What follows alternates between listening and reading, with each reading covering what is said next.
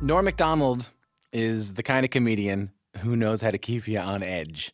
If you've ever watched his stand-up, if you remember him being on Saturday Night Live, you've experienced that sort of uncomfortable feeling when Norm says something so bizarre or something so beautiful, and all he can really do is laugh. I mean, just check this one out. A new study found that men with beards are more attractive than men without beards. More great work from the University of Bob Seger. Yeah. Yeah, you know? You see what I mean? He's absurd, man. He's unpredictable. He's incredible. And as a person, Norm is kind of unknowable. I mean, ask any talk show host. It's hard to get a straight answer from him. And his new book doesn't really help. It's called Based on a True Story, a memoir. And, you know, while Norm's really funny, we talked really kind of deeply about whether being real is overrated. So, Norm, you have a new book out. It's based on a true story, a memoir. I got that in the right order. It covers key moments in your life, growing up here in Ontario, going on Saturday Night Live. And so many people want to hear the stories, you know, the stories of getting hired, the stories of not getting hired, the stories of growing up in Ontario. But in this book, you kind of tell them as half-truths, and then you make up stories around them. So I guess I want to know, why didn't you want to write a traditional memoir? Why did you want to make some of these stories up? Well, because I read a lot of memoirs, and they all were horrible. And then, I mean, as it turns out, like, anything backstage is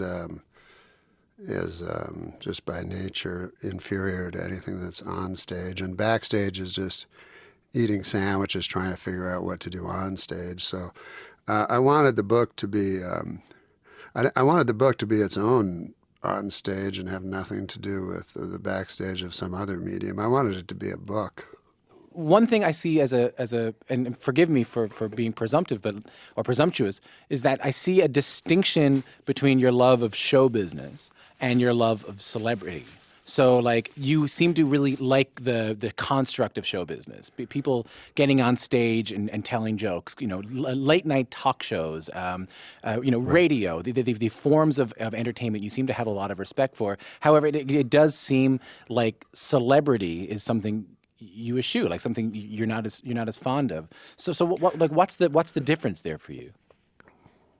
Well, just that celebrity is empty and vapid, and you know, we need no better example nowadays than all the example we have nowadays. So it's reached a point where people, you know, listen, it's like Andy Warhol said, in the future, everyone will be Colonel Sanders for 15 minutes. You know? I also like when you said, like Andy Williams said, everyone will be famous for 25 minutes.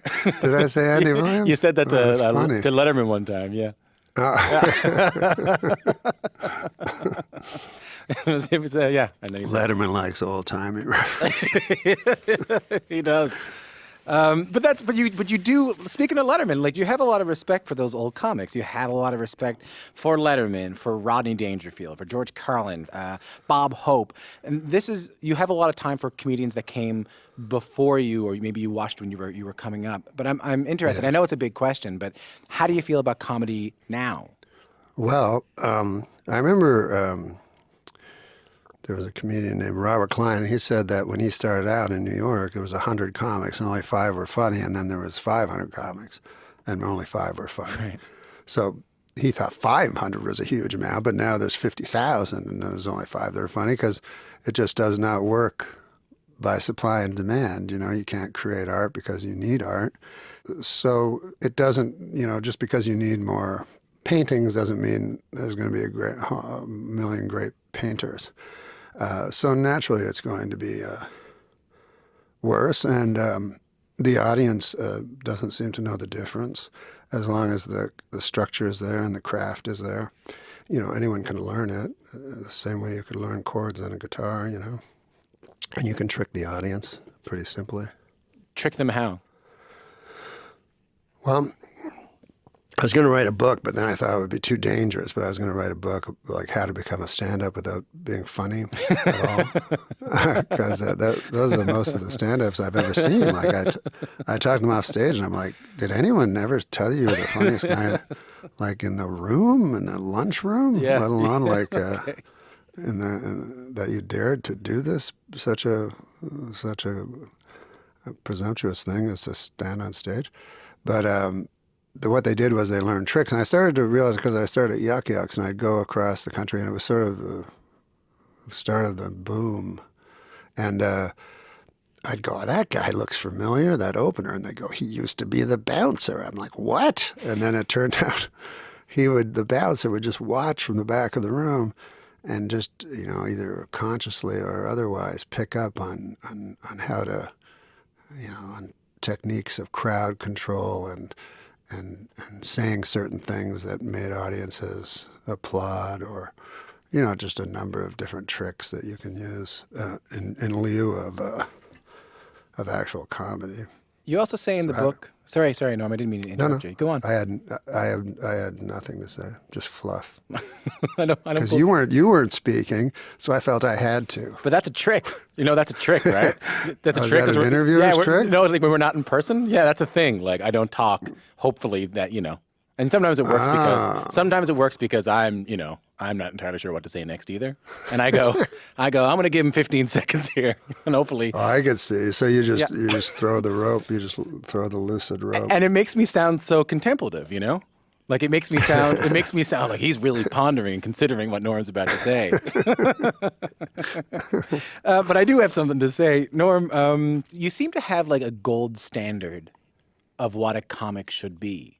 Like, you say things like, well, like you're not going to be as funny as this. You're not going to be as good as that. Like the greatest comic in the world is not necessarily going to be that. Like I know it's a big question, but like in your craft, like what's your ideal comic? Who's your ideal comic? Rodney Dangerfield would probably be my ideal comic, or Richard Pryor might be my ideal comic, depending on the type of comic that they are. Why? But well, because they're the best at. It's very hard to be. It's very hard to be considered naturally funny, which is just a nonsensical phrase. But it's used as a sort of a put down in some ways, that the person could read a phone book or something. Of course, no one could read a phone book and be funny, but it's just that they're so good they don't look good. So. On the other hand, if you have someone like Bill Hicks, who's just this fraud that screams at the top of his lungs and tells you that, multinational oil companies are not a good thing, then that will attract a wide audience of, half smart college kids or whatever, But to truly conceal everything like somebody like Bob Hope would do, then he becomes vilified, somebody like Bob Hope, because it looks like he's doing nothing, which is, of course, the magic of it, And who's he talking to? You said that. I know I was probably supposed to give you space there, but you mentioned an audience of half smart college kids. And Norm, earlier in the interview, you talked about how you don't really do comedy for anyone but yourself. You don't worry too much about the reaction from the audience. However, you talk about Bob Hope and Rodney Dangerfield, and the reaction mattered a lot to them. Yeah. Well, I don't know how much it meant to them. Well, they did it for they seemed to legitimately be concerned with entertaining the audience. Oh yes. But no, when I do a gig for.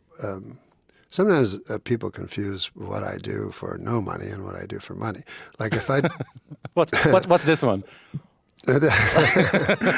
Well, like I'm not being insanely funny now because it's not the purpose of what I'm doing, But if I do stand up at a comedy club, I will throw away jokes that don't work. I would not keep doing the joke only because I liked it. I just mean the creation of the joke is aimed at me. I don't know how it's possible to, I know how it's possible, but it's a bad idea to go, well, what does the audience think?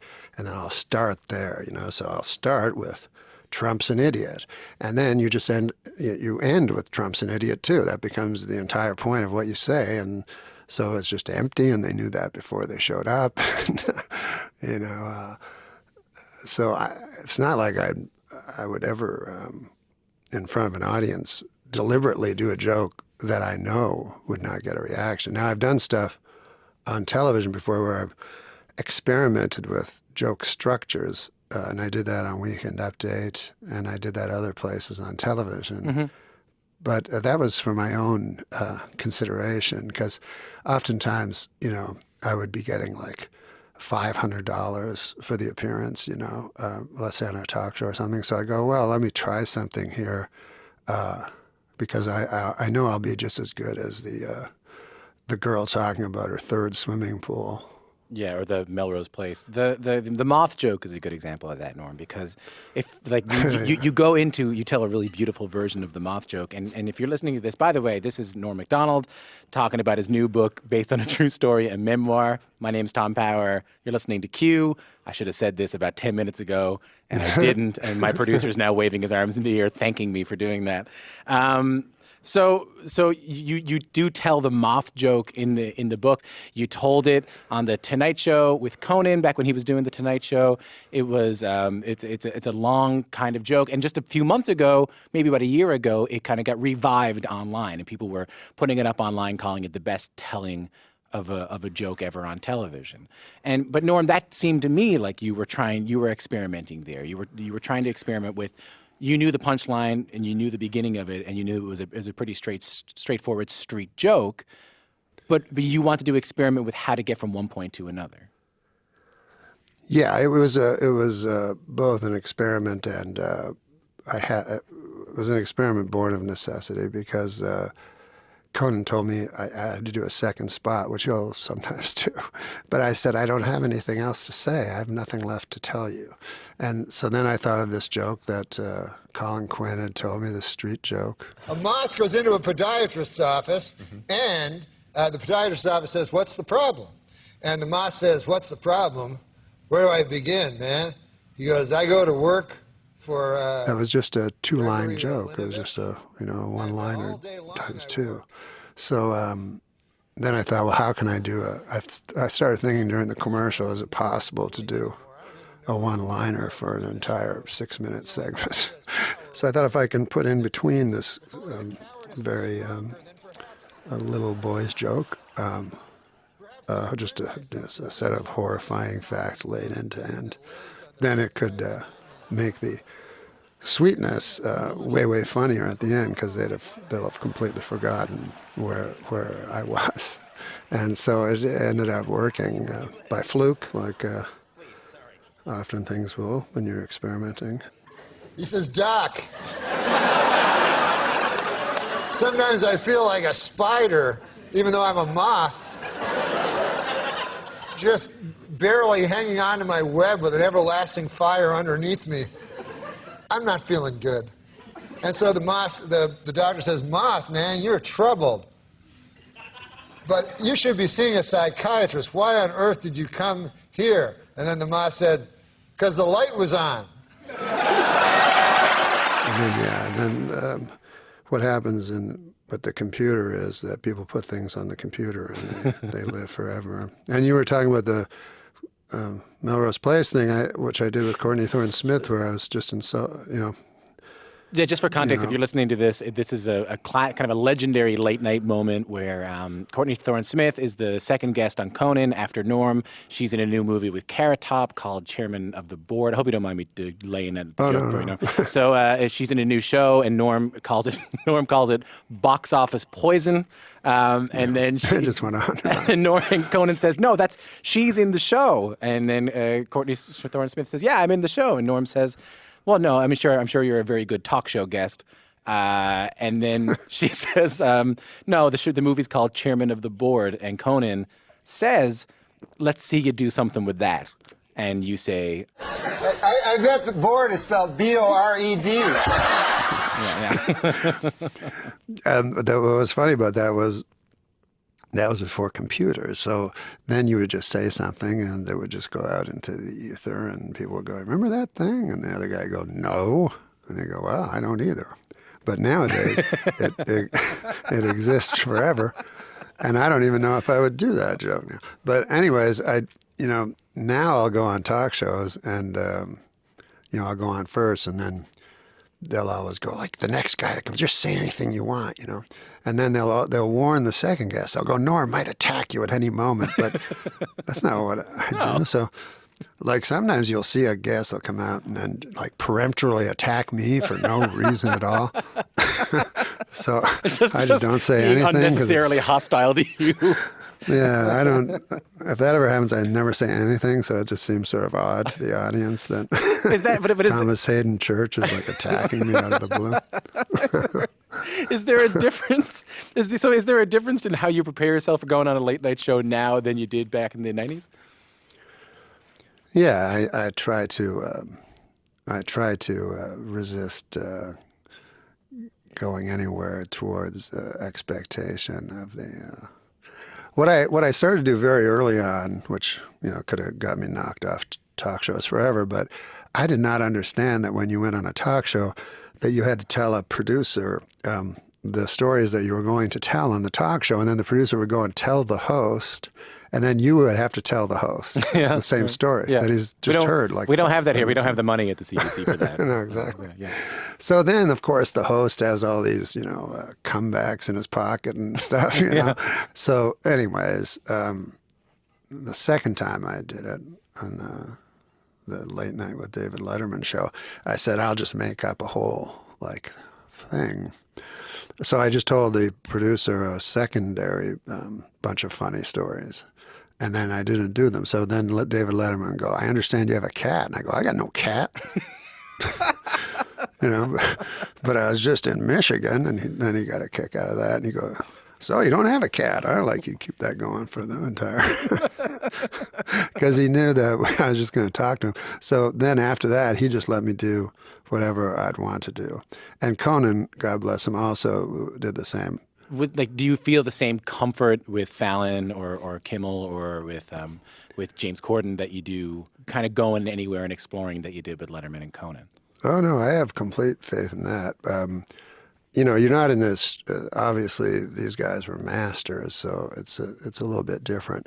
Like I was talking to Howard Stern about it because I'd done Fallon, and I said, it's weird when you look over and there's a child sitting at the desk, and you're like, what? It's such a surreal thing, because you're used to this giant of a man whose hands you could sit in, and now there's a kid. So, and then Howard said something that I hadn't occurred to me, but it made sense. He's like, yeah, you can't be like the dopey fool, when the guy's 20 years younger than you, It's hard to. But somehow I managed to be able to do that. Yeah. Norm, you somehow pulled it off. Norm Macdonald, thanks a lot for talking to me today. Thank you, Tom. This is fun. I had a great time talking to you, man. Well, I did too, man. Maybe we'll do it again. Norm Macdonald, by the way, the moth joke he tells, I think we cut it down to maybe 45 seconds in that, but it's 6 minutes long. It is 6 minutes long. It may be the greatest telling of a joke you'll ever see. We'll put it up on our Twitter. That's at CBC Radio Q. Norm Macdonald's new book is called Based on a True Story, a memoir. It is beautiful. Some of it's true and some of it ain't.